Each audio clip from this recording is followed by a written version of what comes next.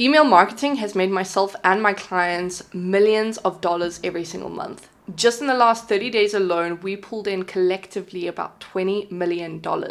Now, if you're using email marketing, you should be making about 20 to 30% of your overall revenue from emails alone, and that's a conservative number. So what I'm going to cover is exactly how you can set it up, especially if you're running an e-commerce brand, to make sure that you are capturing that lost revenue and that you have a stable automated system in place that actually works for you.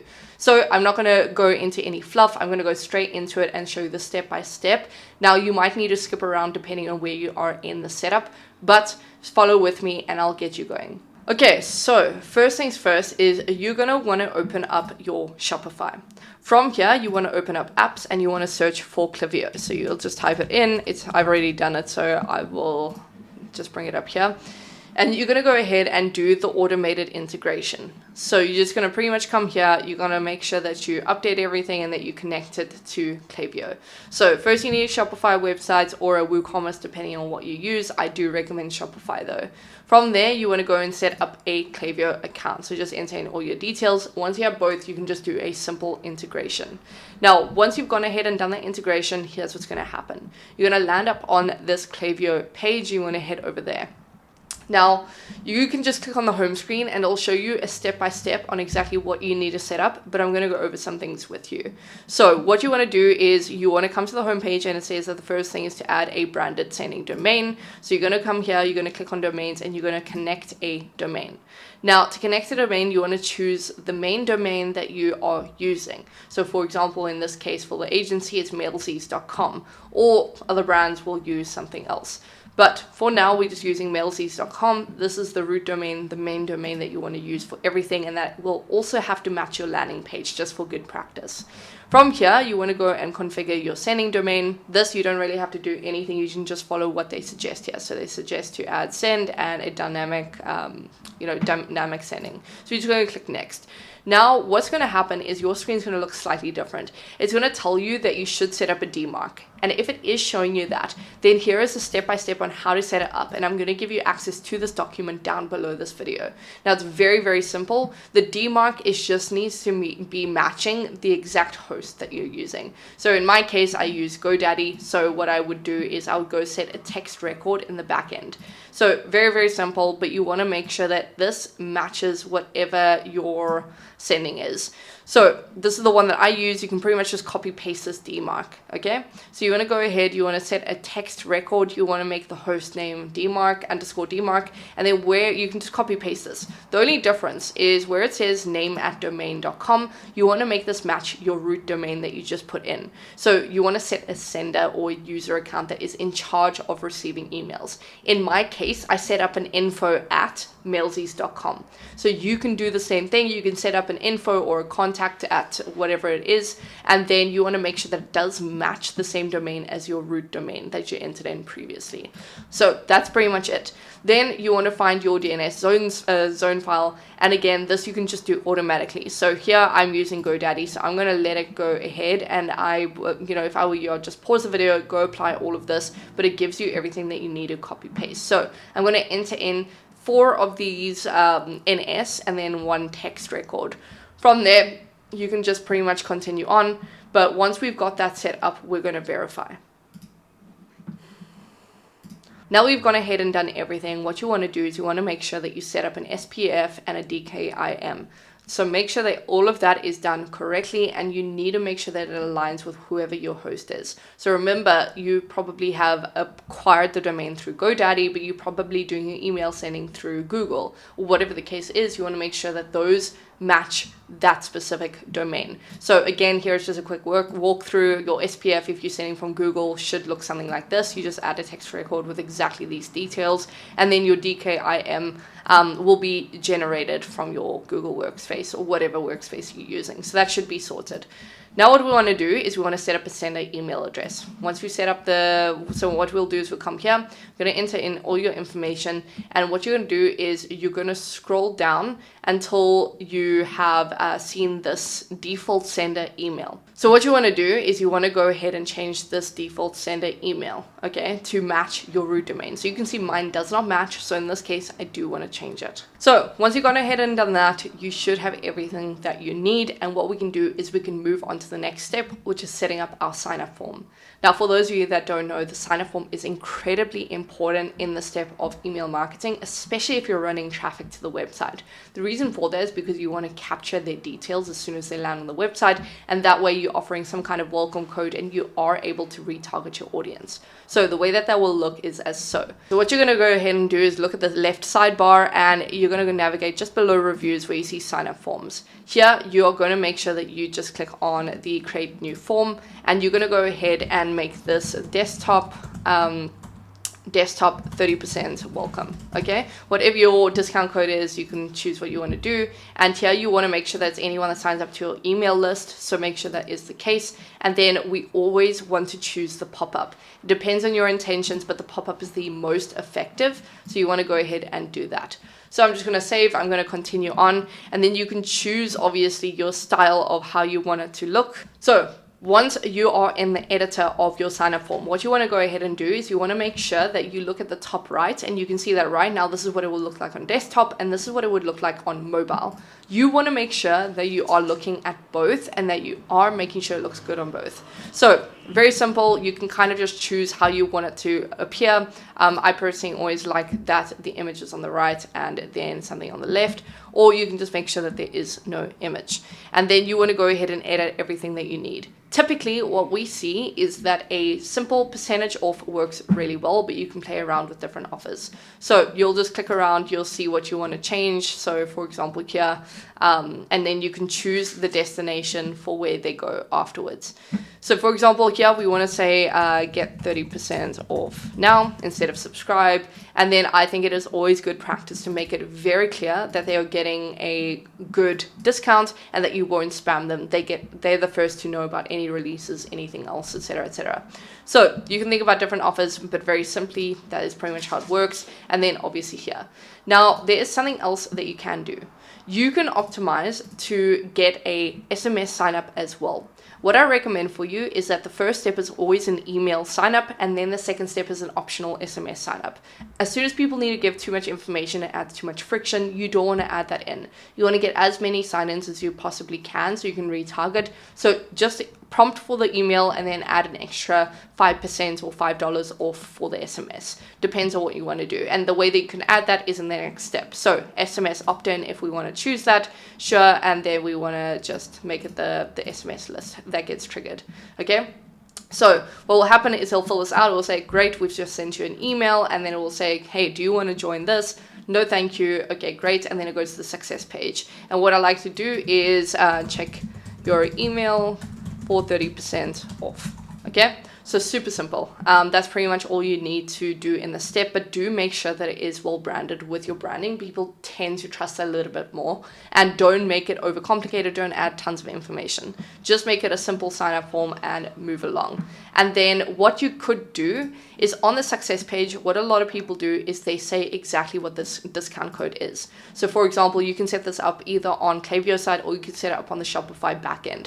So what you would do is you would come in here and you would just set up your discounts and you would set up a coupon code, all right? So for example, I want to set up a once off discount on only the first purchases. I'll make it 30% and I'll make it a welcome 30 code. So when I come back to the form and I want it to show on the exit page, then I will just add that code here. I'll say use code welcome 30 at checkout.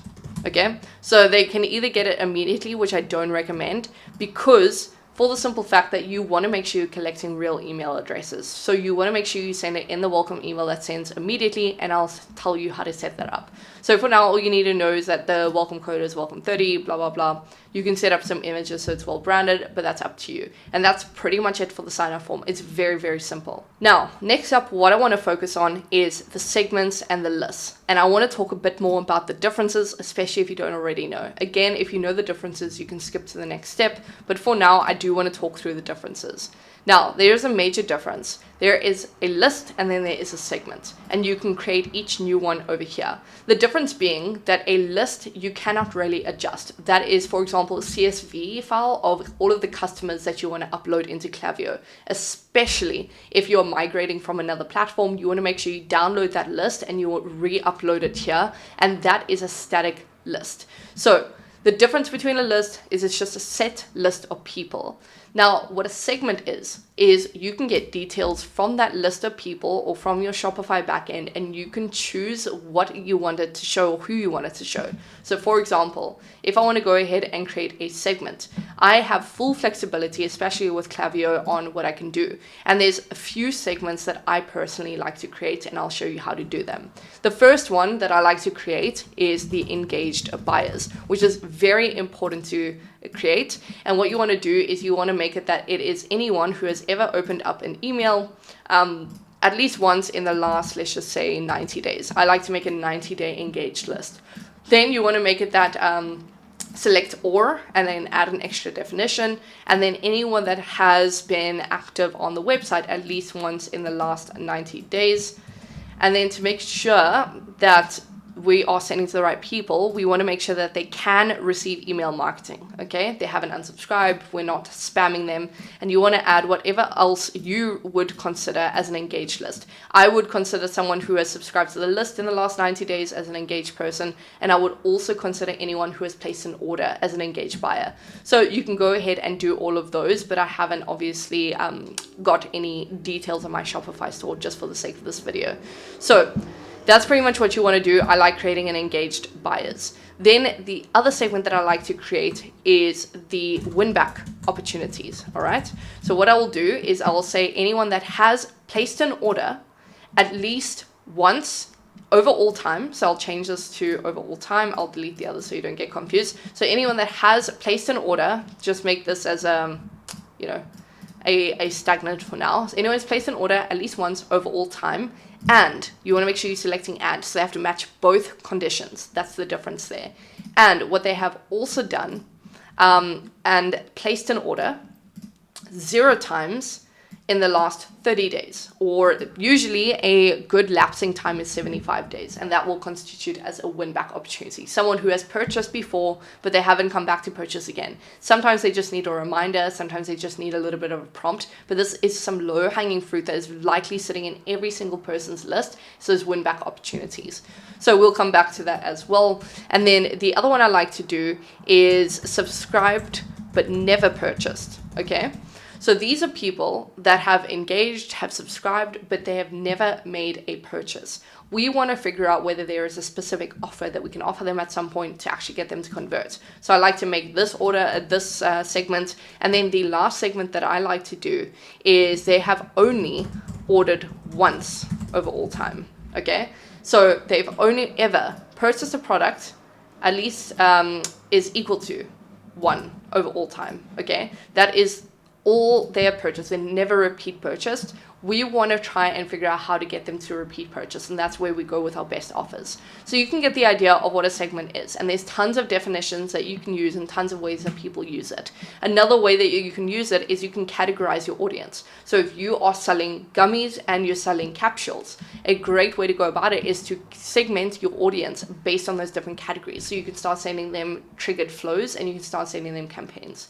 But that is pretty much what you can do with your segments. You can get creative, but I recommend you build those 4 segments that I mentioned. And then what a lot of people do as well is they want to categorize by their repeat purchases, and they want to send them special offers or give them less discounts. So that is something you can do as well. Now, before we move on to sending to the list or anything else, we need to set up our basic flows. And I'm going to show you just a few ideas of how you can set these flows up and give you an idea. In another video, I'm going to link it below, but I actually show the exact build out of specific flows. And if they're not out already, I am currently filming them. So just keep a lookout for that.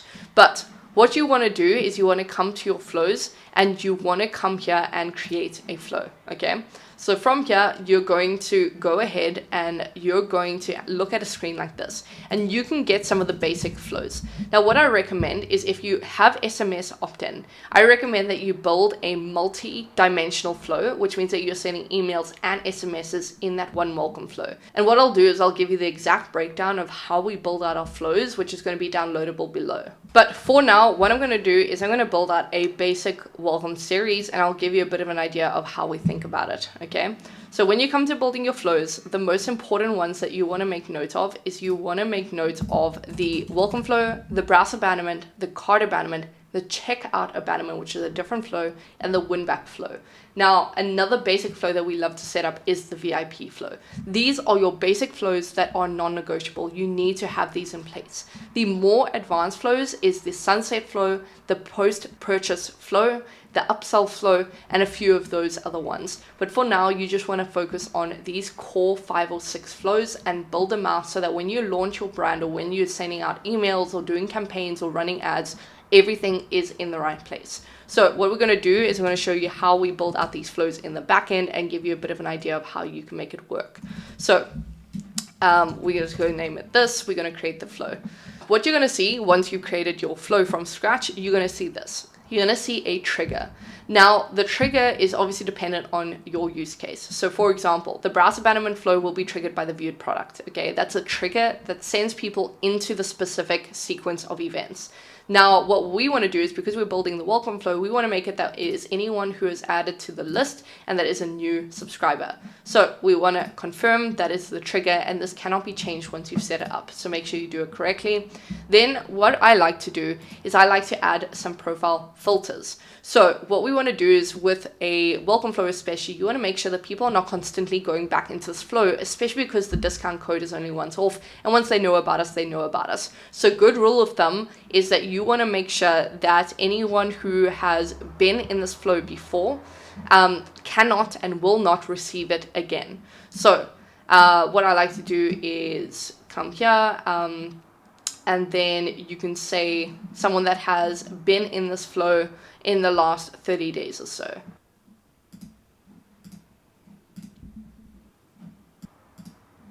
So once you have set up your trigger, make sure it is done correctly, because you cannot redo that. What you want to go ahead and do is you want to make sure that you pay attention to this profile filter. We're not going to use it right now, but just for your understanding of what a profile filter is throughout the entire flow, this remains true. And what that means is, as we go along in the profile filter, we are going to add some specific specifications. So for example, we would want to, in our checkout abandonment, we would want to make sure there's a profile filter filtering out anyone that has placed an order, because that would defeat the purpose of the checkout abandonment, right? So anyone that has gone into that flow, received the first email and actually checked out, and they were reminded and they followed through, we don't want to keep targeting them with emails. It becomes redundant and we're going to burn them. So that's why you want a profile filter, which stays true throughout, so that you don't have to manually go and remove people that have actually made an order as a result. But what we want to do for now is we want to go and create our welcome flow. So you can see it's a very easy drag and drop. So as soon as someone is added to the list, we want to send them an immediate email. Okay, so you're going to click on this and you can see how you can set up your subject line, you can set up the preview text, and then you can actually go and select a template. So ideally you want to build some templates in the back end, or you can use some of their pre-built ones, but you want it to be consistent. So from there, what you want to do is you just want to set up the first email. And what I like to do is I like to add a time delay, which is great practice. And so as soon as someone subscribes, that email is going to be sent straight away. There's not going to be any delay, and that's intentional. Whereas if you're building your cart abandonment flow, you want to make sure there's at least a 15-minute delay so that they're not getting it immediately and you are being intentional. But with the welcome flow, best practice is just setting up an email to go out immediately. Then you want to add a time delay. And the way that you can build it out is based on your strategy. So for example, I will add 1 day until they get their next email, and you can even delay it until a specific time of day. So let's just say that we want them to get it at 8 a.m. and no later. We can choose their time zone, or we can just choose, for example, Eastern time zone. Okay.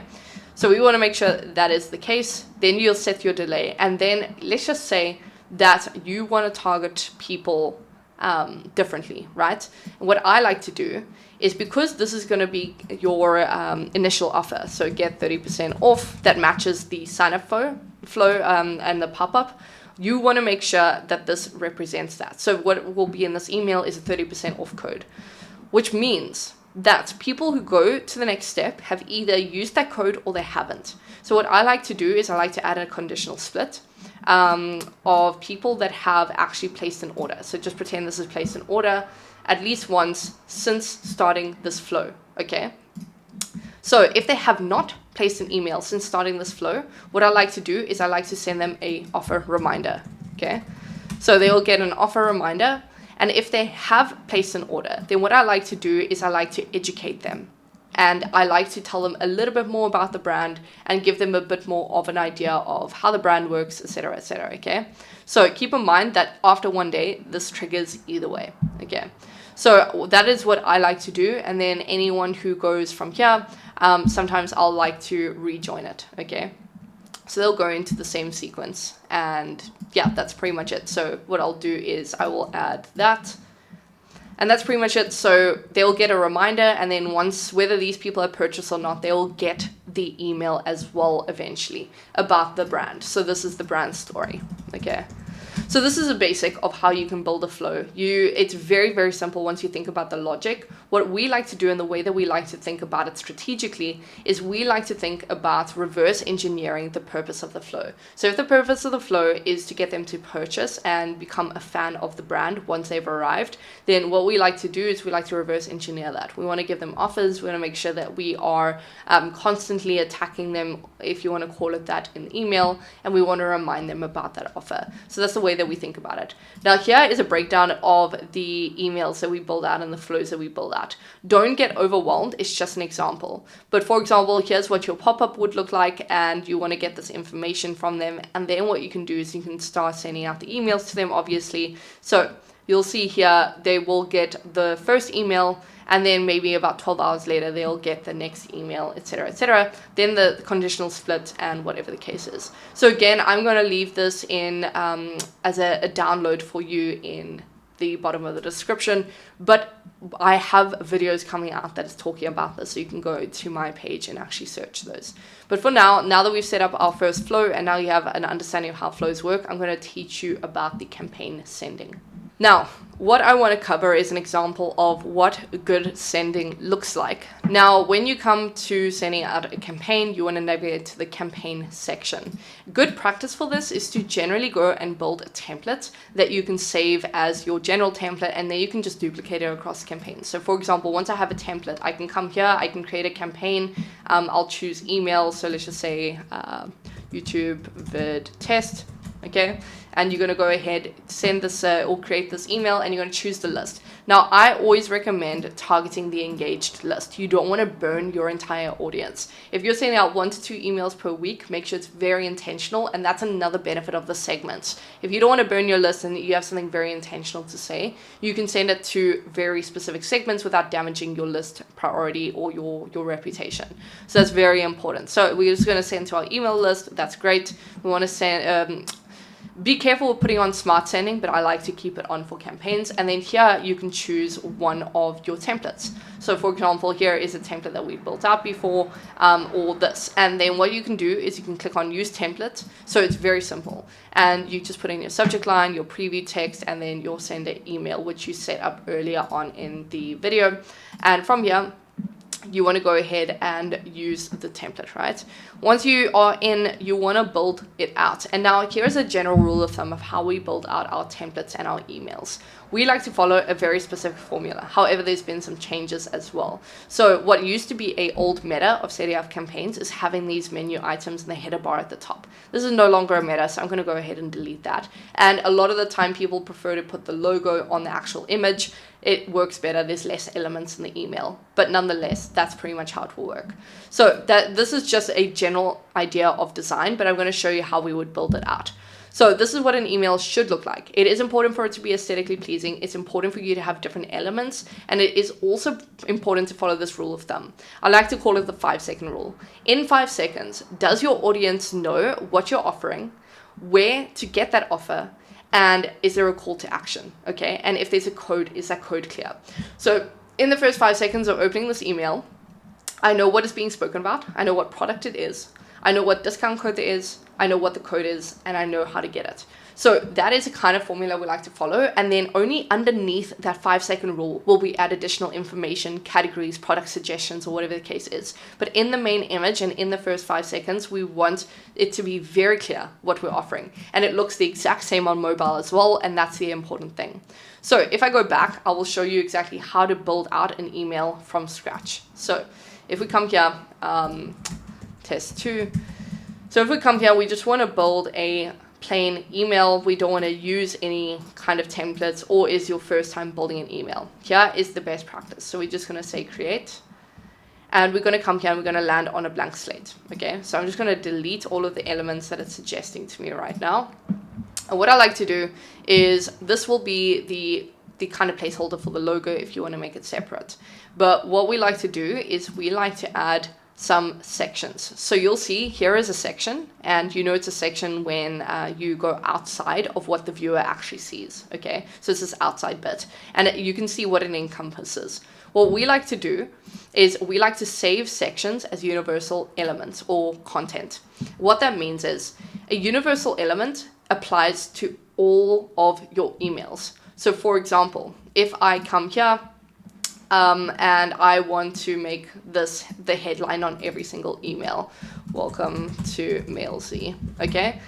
So let's just say that I want to make this the headline in every single email. I know this will be on every single one, non-negotiable, okay? This will especially be the case for your footers and whatever else. So I know that. And then I know after that, I like to add some product elements, and I always make it the same, okay? So I make that the case. And this is always going to happen. So, or maybe see our best sellers, okay? And here you're just going to add your best sellers. Maybe you're going to add a nice image or whatever the case is. From there, we like to save this as a universal element. So best sellers block, okay? And what that means is every time I open up a new email, this block is going to be accessible. So instead of rebuilding the block, I can actually drag and drop it, and it's going to be the exact same, okay? And let's say I have 2 emails with this.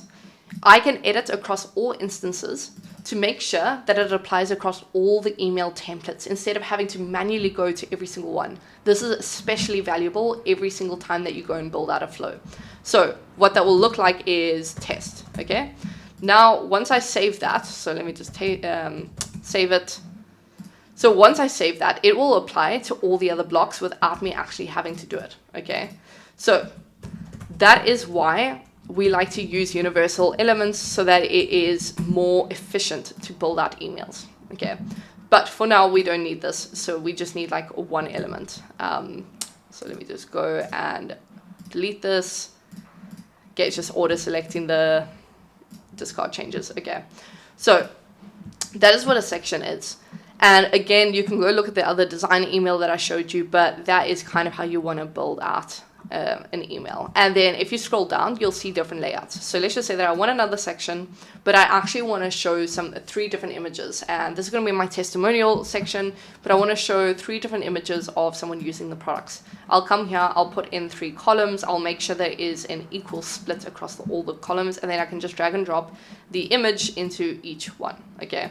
So that is pretty much how it will work. And then that's going to be that. And this will be my headline. Okay. And then this is either going to be different product images or whatever the case is that you want. Now, there's a few things that I like to add into every single email. So let me just get an idea and show you. So what I like to add in every single email is I do like to either add categories of products, depending on what kind of company you are. And then the other thing I like to add is I like to add some product suggestions. And the way I like to do that is I will come in and I'll add this, this product block that Klaviyo actually provides for you. And what it will do is it integrates with your Shopify. Obviously mine is not set up correctly, but if you have set up Shopify correctly, it will populate here.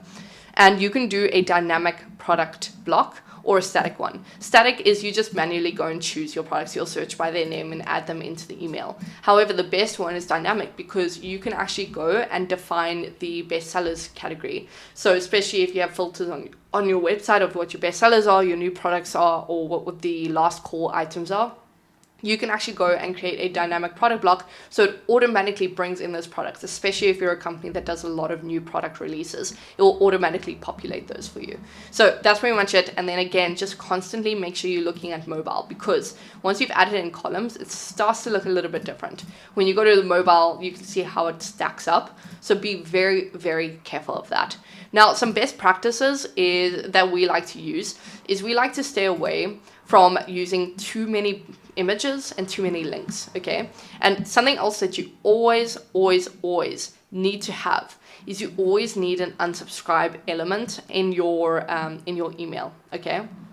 If you're not too sure how to find that or what to do with that, the best way to kind of get it, it should actually show here, but the best way for you to go and get it is go to one of the static emails that is provided to you in the template, and you can just go save one of those as a universal element. So for example, I'll come here to the previous template and I'll show you what I mean. So I'll just come here and this already has it. So I will just save this as footer, and you'll see again, all the universal elements will show. And then remember the one that we created from the previous one, that is now here that I can just plug into here, okay? So that's pretty much how you can use it, and we can save all of these as universal elements, etc., etc. But those are best practices.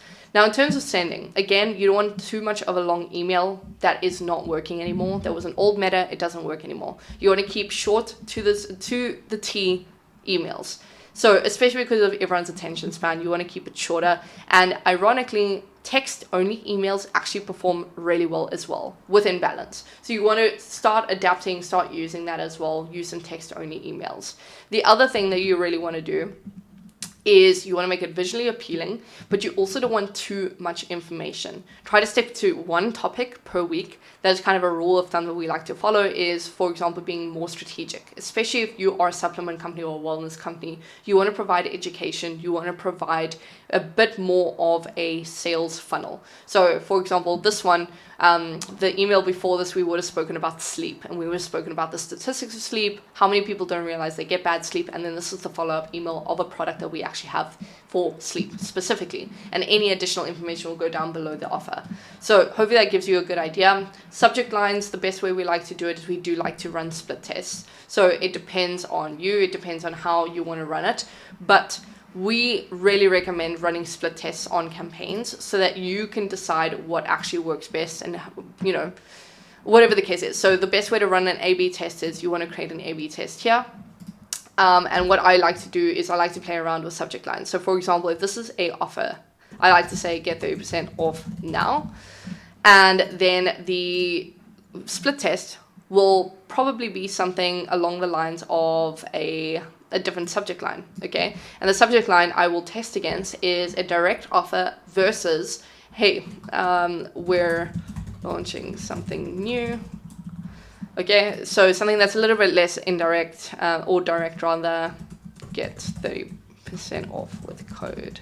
Okay, so we'll see which one performs best. And what I like to do is test between a longer email and a shorter email. I like to test between different CTAs. There's very simple changes you can make, and if you're not sure, you can always run it with a split test. So that is kind of the best practice with email campaigns, and that's how you can build it out.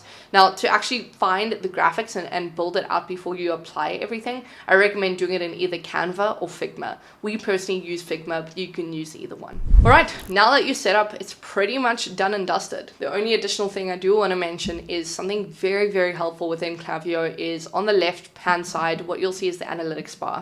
I recommend that you do look at this weekly to see how your emails are doing, how your list is doing, and how everything else is going. So you ideally want to come in here and you want to click on dashboards. Once you're in dashboards, you want to click on overview dashboard. This will tell you how your campaigns are doing, how much revenue has been generated because of Klaviyo itself. And you can actually see, okay, wait, the flows are not doing well, the campaigns are doing well, And even if you scroll to the bottom, it'll show your email deliverability. It'll show you which campaigns are doing the best. It'll show you which flows are doing the best. So there's no guessing game with Klaviyo. So what I recommend is you go and set up everything the way that I suggested, but you can also do additional looking around. And now that you've set up, it's going to come to doing the advanced things and figuring out how to do them in the best way, and especially with flows. So if you want to, you can go ahead, wait for that other videos that I'm going to put out. But if they're already out, I do recommend that you watch some of the videos on how to set up some flows. I'm going to go into enormous detail. I'm not going to hide anything at all. But if you're looking for a company to work with that works strictly on performance and is an email marketing only agency that works with companies like yours, then go down below in the description. I've left a link to book in a call. It's going to be the first link there. So go ahead, book it in, and what it'll do is we'll see whether we're a good fit to work with each other. But for now, what you can do is just get some value from the videos, and hopefully I'll see you on a call eventually. With that being said, enjoy the rest of your day and go watch those other videos.